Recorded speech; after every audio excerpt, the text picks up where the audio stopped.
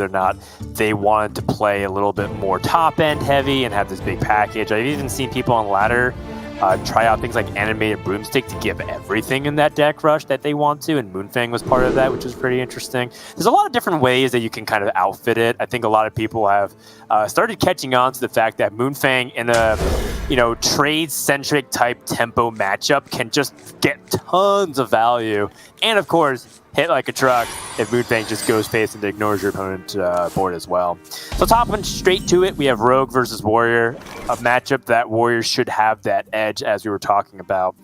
And Hi still has a lot of great options at his disposal. Not going to start off with the athletic studies though. Doesn't want to discount bumper cards if he knows he's going to play it on turn 2.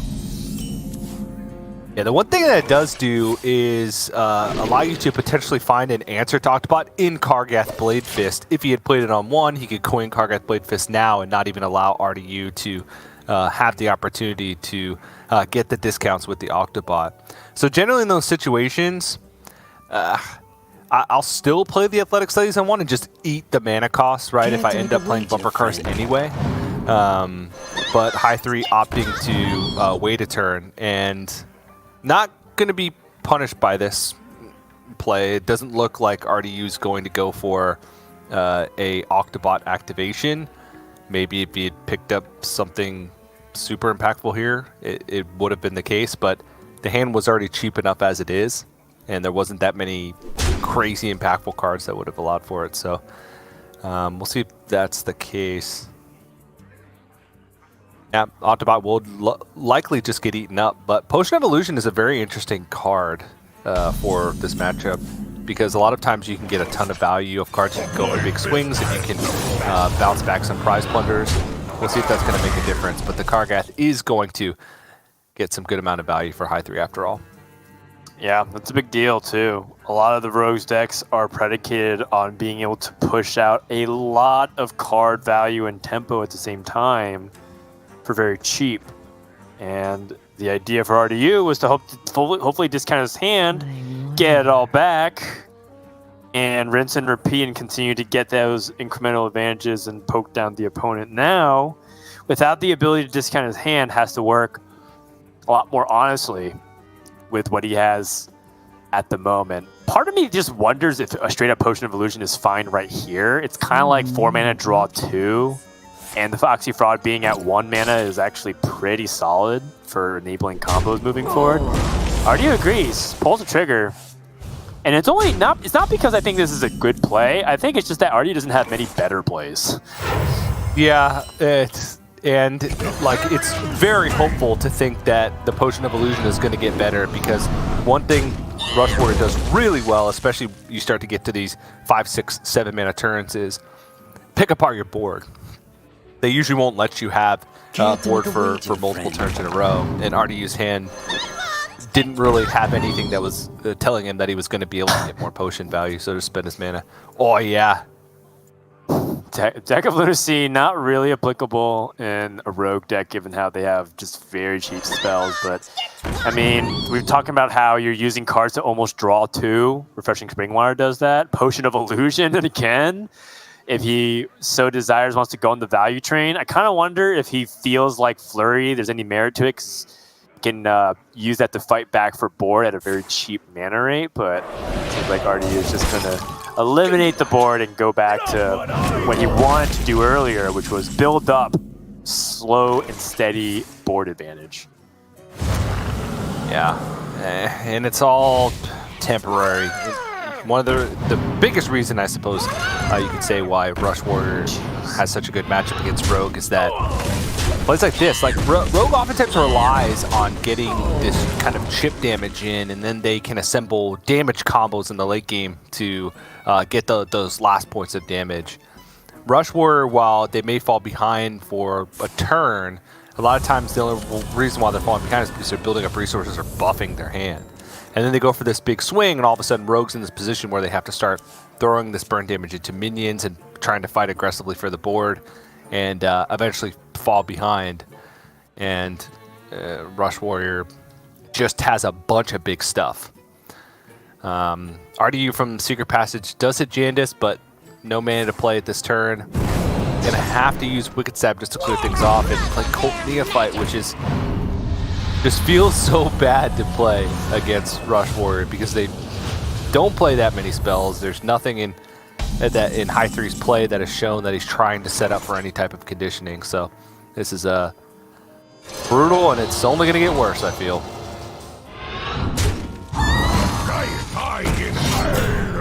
Yeah, there's just no real comeback tools that RDU has outside of that brain freeze right now. Everything else is value oriented. I guess the efficient Octobot isn't very much value, but doesn't exactly have the setup for it either. Finds field contact, which is okay in this spot. Actually, not even okay. It's actually quite poor because there's only brain freeze to draw with it. Normally, when you have field contact with 5 cards, you can have multiple ways to activate it. Now, from RDU's perspective, what even can you do? Quiet. If you don't play the field contact? In his mind, he's going to try the Refreshing Spring Water. At least gives him the opportunity to set up Efficient Octobot. Doesn't need to. Finds Swindle. That's an upgrade. Probably. And the draws continue. He has another opportunity to even Shadow Step if he wants to go one step further and preserve his field contact. He's going to go for it. And so Hi3, I mean, this was a play on 7 mana from RDU, and at the end he drew a handful of cards, killed 1 minion, and played a 2-1. That's not very promising for the Rogue, which should give him clearance to feel very confident to proceed forward here, TJ. Yeah, I mean, Hi3 also drew the same amount of cards that RDU drew, but ended up with a 4-6 and a 1-1 and still has board presence. This one's going to be very difficult for RDU. Most likely has to go off with field contact again. Jandis just doesn't seem like it'll even come anywhere near touching this board. And we'll get some discounts, but it's Potion of Illusion will be able to get 1 Battlecry minion back.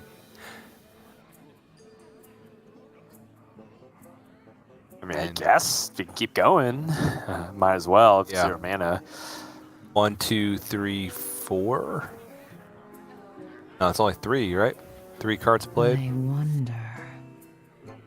It was the Efficient Octobot, the Field Contact, and the Guardian Og Merchant, so... Yep. So kill off the Sword Eater.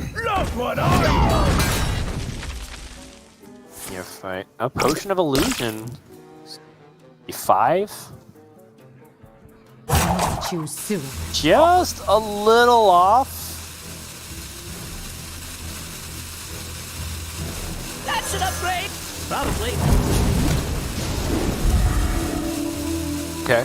Yeah, I like going for this over trying to play another Prize Plunder to like kill off a Crab Rider, because essentially this will kill another minion. There's 2 rush minions on board, and 6, 7, 10 plus 4, 14, 15, 16.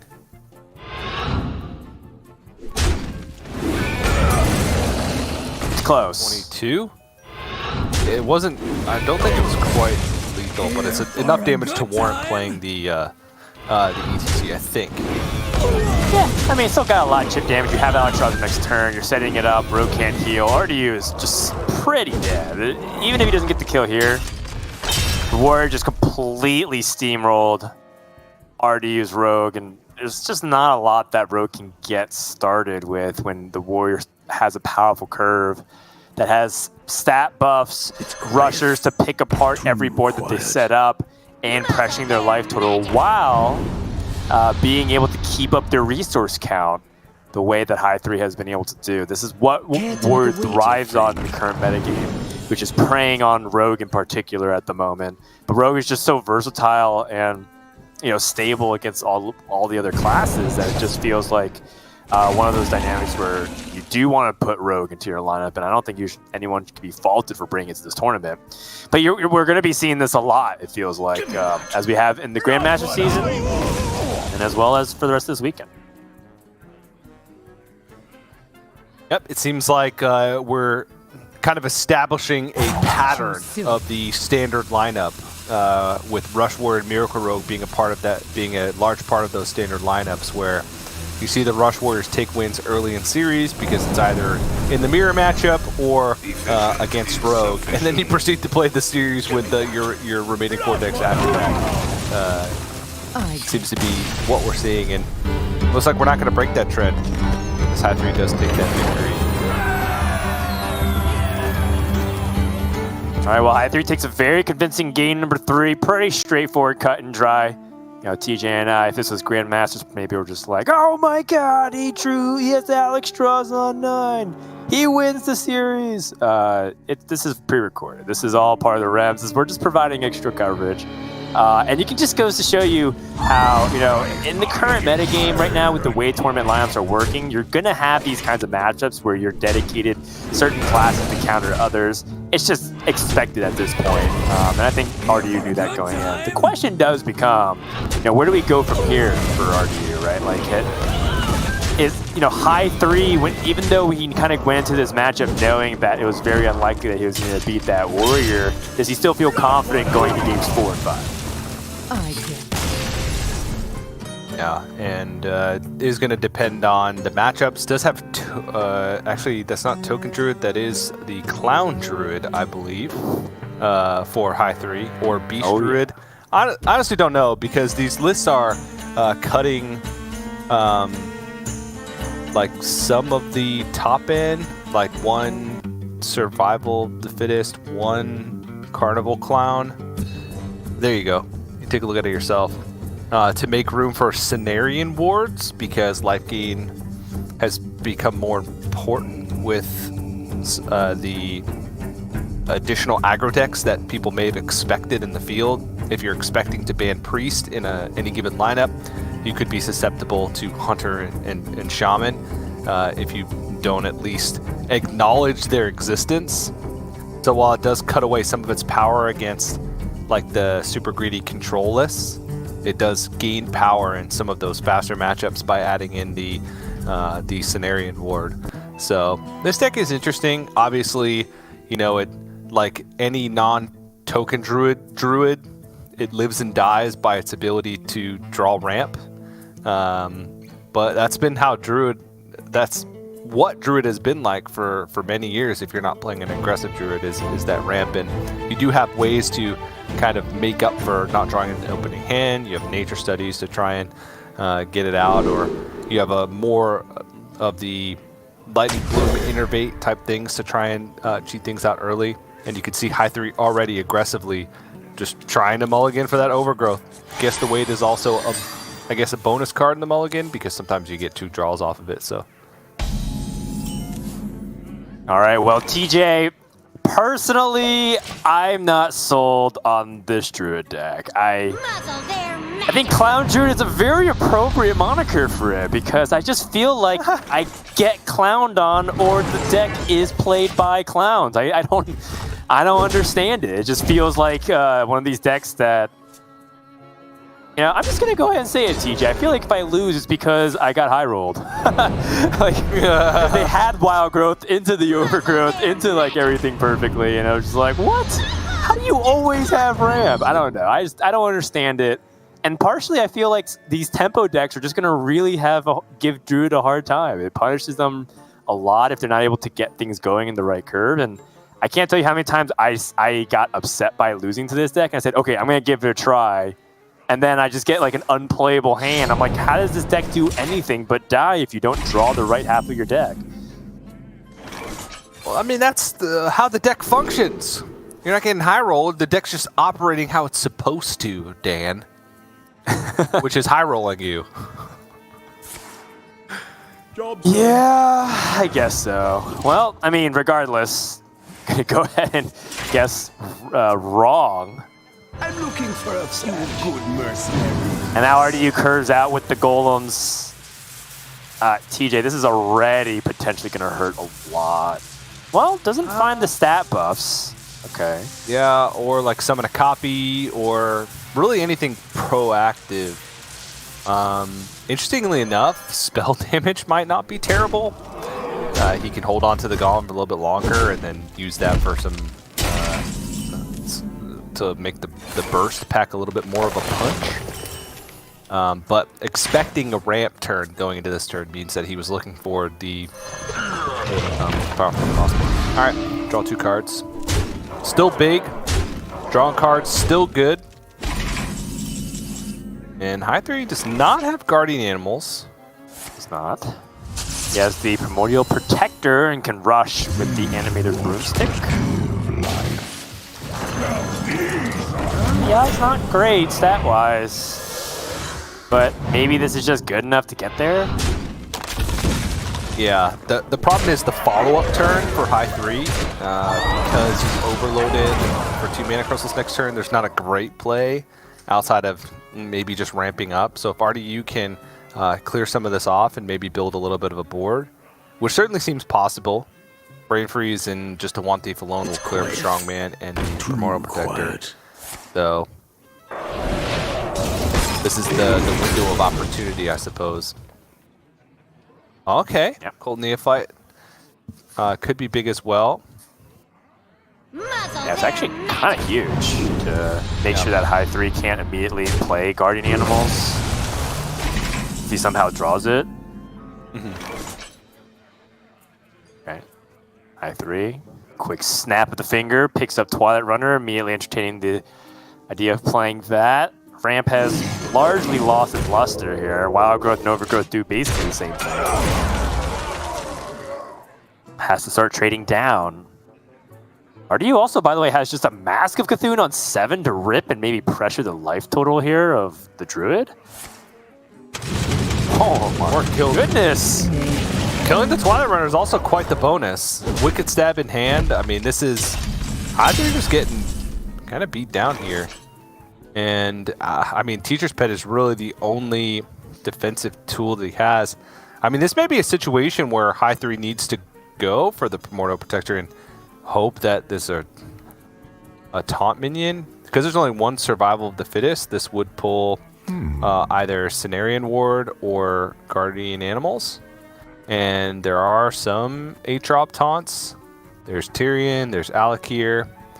And then if he does end up pulling Cenarian Ward and gets a taunt to protect the life total, oh, well, Rush is good too. But didn't hit Cenarian Ward. Yeah, needs that armor, that survivability, and now RDU is just one draw off from winning the game, and he has plenty of ways to try to draw into it. Could Wicked Stab Swindle if he whiffs there? Secret Passage? Like, there's just a lot that RDU can do to try to end the game right here, right now, before Druid even gets a real fighting chance. However, to be fair, Hi3 has that Survival of the Fittest that we've been talking about ready to go, so all it takes is for one misstep, and then Druid absolutely crushes anything that comes into its way. It's got very much the flip switch to start turning the entire game on its head and all of a sudden end it super quickly. So RDU can start things off with the Wicked Stab. One Thief immediately. Like it. Yep. Find it. Once. Second Wicked Stab. There it is. Yep. Right. So Rogue gets there. Clown Druid does not, TJ. Saying that on broadcast because it's just funny. I personally, as much as, I said that I wasn't a big fan of the archetype, the deck is capable of powerful things. You can see that Hi3 actually was surprisingly close to turning things around. And if RDU didn't find Burst, let's say he didn't find Wicked Stab, doesn't draw Alex Drops in the next couple of turns, it could have gotten ugly very quickly, as I'm sure many people who have gone up against this deck have seen a handful of times. Yeah, they tend to go for these kind of big swing turns, and they can get like sneaky big damage where they summon 2 or 3 giant minions, and the next turn they Survival of the Fittest, and all of a sudden you're dead. And then all it takes is one. All it takes is one chance for them to do that. The problem becomes, it was basically one Cult Neophyte on a key turn that ruined Hi3's curve, his ability to ramp a little bit quicker. And then it was awkward turns from there. By the time he got to that stabilization point, it was too late. The damage had already been done. So now we get to move into RDU's bread and butter, the Spell Mage.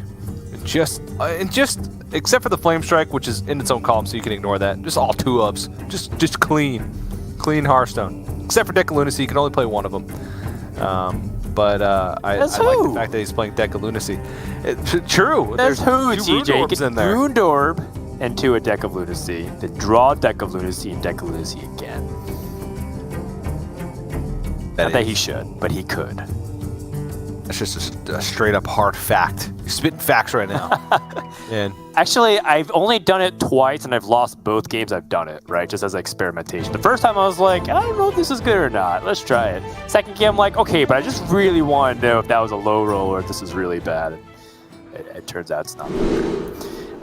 That being said, maybe the rest of 2-ups, TJ, can get over that hump. Let's go into game number 5, shall we? RDU on that Spell Mage. Now, this is a hand from Hi3 that looks good, right? He's got the Overgrowth. He hits that Innervate, gets the Lightning Bloom. That's early, man. That's what we want to see if you're the Druid. but Dan. But Dan. Oh, There's Deck of Lunacy on the other side and some card draw. okay. This is okay, so Hi3 has 3 turns to win the game. Yeah, or he just straight up loses. This is a battle of the 2 most straight up, hard-hitting, most powerful decks in Hearthstone right now. Druid with Overgrowth and RDU with the Deck of Lunacy. At least when it comes to plays on 4. Right. Finds the Wild Growth. Did he guess bigger and whiff again? He did. Yep. Hi3. Statistically correct, but sometimes you just don't get it done. Rough. Now RDU's drawn more cards. Hi3 has the Overgrowth ready to go. Here's the thing, though, on Hi3's end, which is he's got the ramp, but what he doesn't have is really strong plays after the ramp.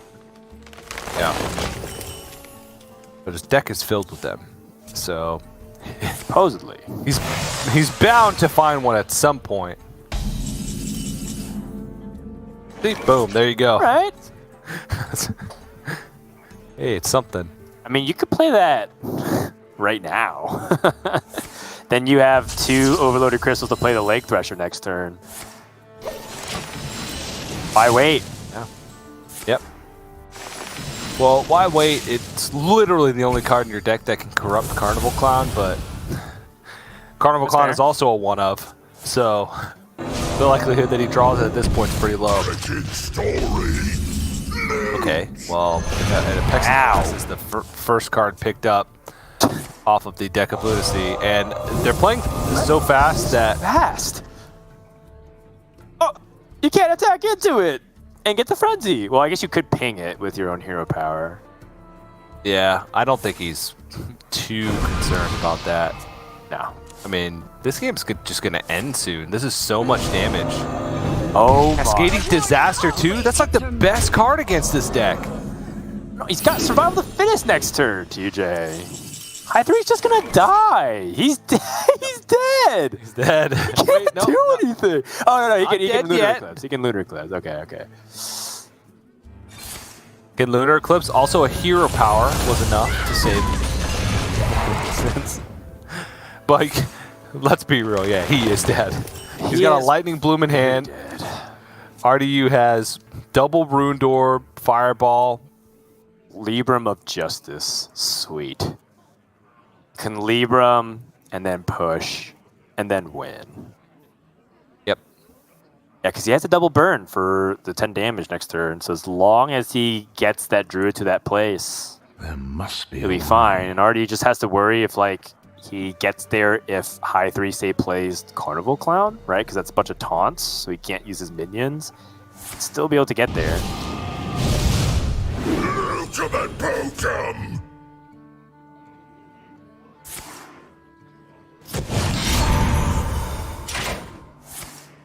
Libram, Brain Freeze, not going to take any chances whatsoever.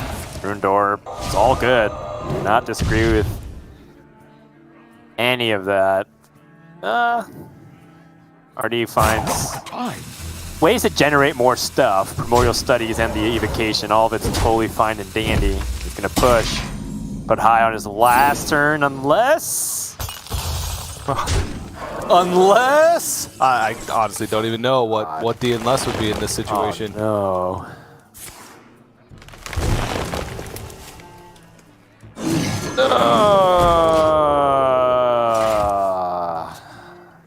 Well, that does it for game number 5. Super quick. I feel a little bad talking about how I don't like this Druid deck and then proceed to lose in less than 7 minutes of game time. I don't really understand what exactly Hi3 is trying to target with the Druid exactly, because I do find that deck to be quite dicey. But hey, I mean, he definitely gets style points for bringing a deck, and it has risks associated with it, and it didn't pay off. And it's one of those things where, you know, if you know, I'm a player that's watching Hi3, or if I'm casting Grandmaster, I'd definitely be interested in hearing his thought process, because he's too good of a player to not just like bring it for no reason, right? He clearly has a game plan, even if it didn't work out here. Yeah, I mean, when Clown Druid or Beast Druid, whatever